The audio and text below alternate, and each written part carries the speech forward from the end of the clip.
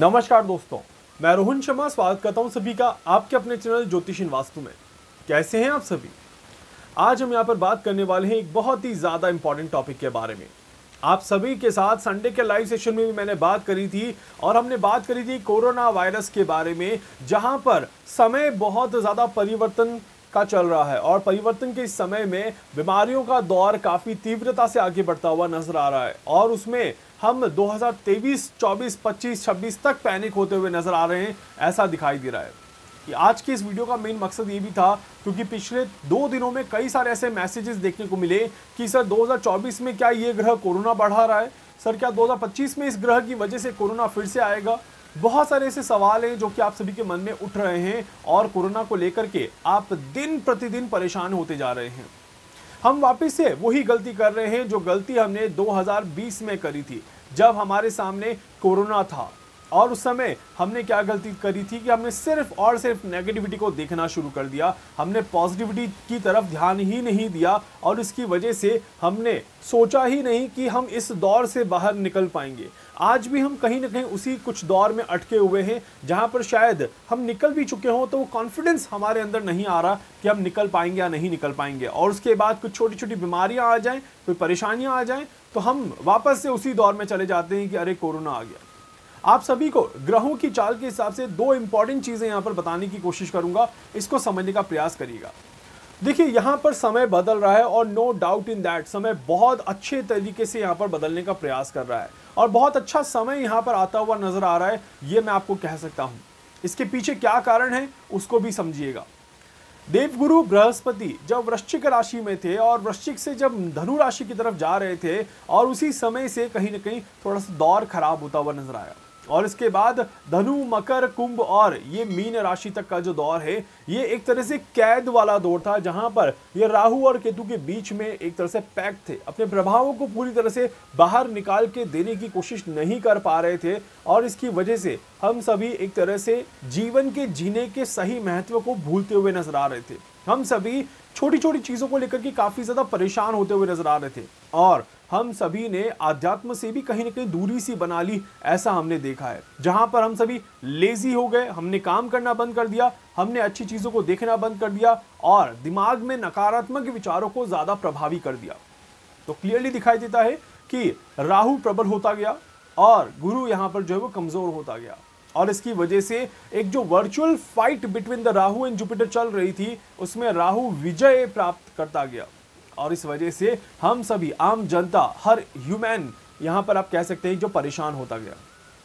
अब यहां पर समय बदल रहा है, समय बदल रहा है, गुरु की चाल बदल रही है, गुरु करने जा रहे हैं राशि परिवर्तन और देवगुरु बृहस्पति जैसे ही राशि परिवर्तन करेंगे सीधी सीधी टक्कर वापस से होते हुए दिखाई देगी यहां पर राहु और गुरु के बीच में।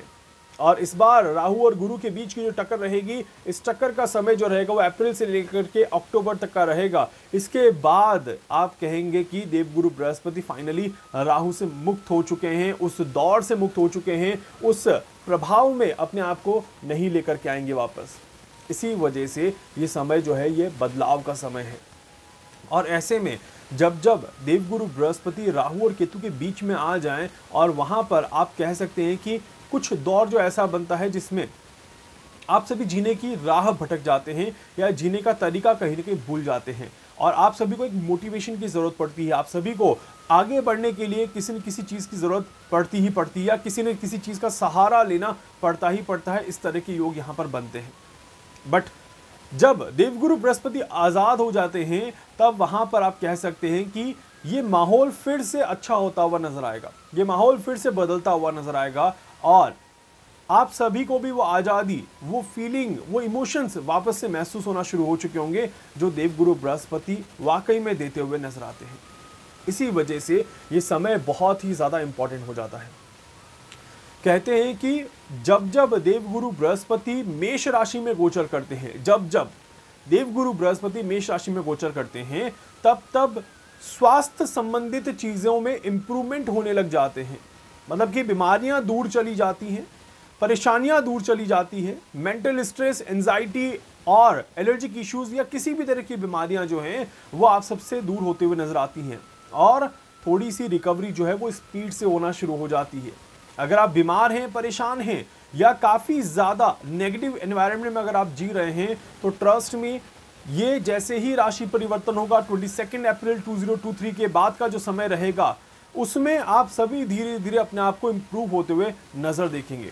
और इसी के साथ साथ ये इंप्रूवमेंट जो है ये समय के साथ साथ बढ़ता हुआ नजर आएगा। जून में ज्यादा देखने को मिलेगा, सितंबर में और ज्यादा देखने को मिलेगा और नवंबर में और ज्यादा देखने को मिलेगा। इस तरह से ये दौर और योग आगे बढ़ता हुआ नजर आएगा। और ऐसे समय में ही कहा जाता है कि जब जब देवगुरु बृहस्पति मेष राशि से अपना गोचर आरंभ करते हैं, तब तब यहाँ पर मेडिकल साइंस में तरक्की देखने को मिलती है। और मेडिकल साइंस में तरक्की का मतलब है कि हम जिस दौर की परेशानियों से गुजर रहे हैं, वहां से हम काफी ज्यादा आगे आ जाएंगे। और मेडिकल साइंस में तरक्की मिलने से हम सबकी बीमारियों में भी कहीं ना कहीं गिरावट देखने को मिलेगी। इस तरह के योग यहाँ पर क्लियरली बनते हैं।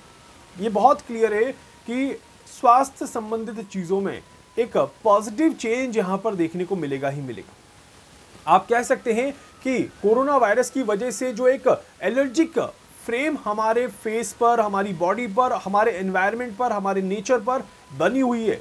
फॉर एन एग्जाम्पल, आपका गला अगर अभी तक भी सही नहीं हो रहा, आपकी आवाज अभी तक सही नहीं हो रही, आपकी स्मेल भी अभी तक पूरी तरह से क्लियर नहीं हो रही, आपको खांसी या कफ या जुकाम बना ही हुआ है, आप अभी भी अपनी बॉडी को पूरी तरह से फ्री महसूस नहीं कर पा रहे और आपको ये लगता है कि ये वैक्सीन की वजह से आपके इफेक्ट हो रहे हैं या ये वैक्सीन के साइड इफेक्ट्स हैं, तो मैं आपको कहूंगा कि थोड़ा सा वेट कर लीजिए, क्योंकि ये कोरोना के जो बादल हैं अब वो भी धीरे धीरे छट जाएंगे। देखिए, मूसलाधार बारिश या बाढ़ का मौसम तो खत्म हो चुका है। अब यहाँ पर हल्की हल्की रिमझिम बरसात वो भी ऑलमोस्ट बंद हो चुकी है और बस काले बादल गहरा रहे हैं ऊपर और हमें ऐसा लग रहा है कि ये वापस बरस जाएंगे और फिर से एक बार बाढ़ वाली सिचुएशन रहेगी। बट ट्रस्ट मी, ये जो बादल हैं ये भी छट जाएंगे और फिर से एक बार आपको वही सूरज देखने को मिलेगा और फिर से वही पॉजिटिविटी देखने को मिलेगी और अपनी हेल्थ में फिर से वही पॉजिटिव इंप्रूवमेंट यहाँ पर देखने को मिलेंगे। कहते हैं कि देवगुरु बृहस्पति जब जब मेष राशि से गोचर करते हैं तब तब आयु बढ़ जाती है और आयु बढ़ने का मतलब है कि आप सभी का जल्दी से रिकवर हो जाना, जल्दी से ठीक हो जाना। तो इसी वजह से ये समय अब आपकी रिकवरी का है, ये समय अब आपके स्वास्थ्य को अच्छा करने का है और ये समय आपके लिए अपने आप को रिलैक्स रह करके आगे बढ़ाने का है। कई सारे ऐसे लोग हैं जो कि बीमारियों से परेशान हैं या ऐसी ऐसी बीमारियों से परेशान हैं जो दवाई लेने से ठीक भी नहीं हो रही और उन्हें पता भी नहीं चल रहा कि ये मुझे क्यों हो रहा है।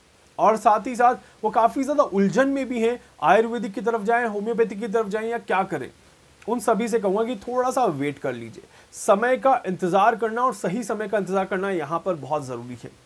आप जो भी ट्रीटमेंट ले रहे हैं उसे आप फॉलो कर सकते हैं और उसके साथ साथ इस समय का इंतजार करिए। इसके बाद ये ट्रीटमेंट जल्दी जल्दी काम करना शुरू करेंगे, रिकवरी देखने को मिल जाएगी और खुद ब खुद नेचर की तरफ से एक इंप्रूवमेंट जो है वो यहाँ पर जरूर देखने को मिलेगी। तो इसीलिए देवगुरु बृहस्पति का मेष राशि में गोचर करना एक बहुत ही ज्यादा पॉजिटिव परिवर्तन लेकर के आ रहा है। इनिशियल फेज में क्या होगा, देवगुरु बृहस्पति राहु के कांटेक्ट में रहेंगे और उसकी वजह से परिवर्तन के रिजल्ट्स लाने में थोड़ा सा समय जरूर दिखेगा। तो इसीलिए जैसे जैसे राहु कमजोर होंगे और जैसे जैसे देवगुरु बृहस्पति मजबूत होंगे, ये बस फ्रैक्शन वाला जो टाइम है ये निकल जाए। इसके बाद तो देखिएगा कि हर तरफ कहीं ना कहीं वापस एक पीसफुल एनवायरनमेंट जनरेट होता हुआ नजर आएगा और वापस से हम सभी अपने आप को स्वस्थ कहते हुए महसूस करेंगे और कोरोना के जो ये छोटे छोटे अभी जो योग चल रहे हैं ये भी छटते हुए नजर आएंगे। इसकी वजह से भी कोरोना कोई बहुत बड़ी गंभीर समस्या पैदा करता हुआ नहीं दिखाई देता। तो इसीलिए मृत्यु दर कम होते हुए नजर आएगी, जान की हानि कम होते हुए नजर आएगी और डेफिनेटली आप सभी काफी हद तक रिलैक्स होते हुए नजर आएंगे। इस तरह के योग प्रबल बन रहे हैं।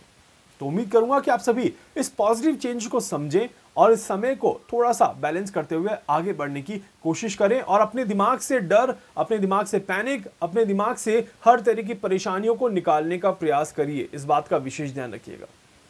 उम्मीद करता हूं कि आप सभी ग्रहों की चाल को समझ गए होंगे। बाकी देवगुरु बृहस्पति का मेष राशि में आने पर देश और दुनिया पर कैसा प्रभाव पड़ेगा, इसके बारे में अगला वीडियो आपको बहुत जल्दी देखने को मिल जाएगा। इस वीडियो को लाइक कर दीजिएगा, चैनल को सब्सक्राइब कर दीजिएगा, बेल आइकन पे जरूर से क्लिक करिएगा। कुछ भी पूछना चाहते हैं, जानना चाहते हैं, अपने बारे में समझना चाहते हैं, आप मुझसे संपर्क कर सकते हैं। मैं पूरी कोशिश करूंगा आप सभी की हर संभव मदद यहां पर कर सकूं। धन्यवाद।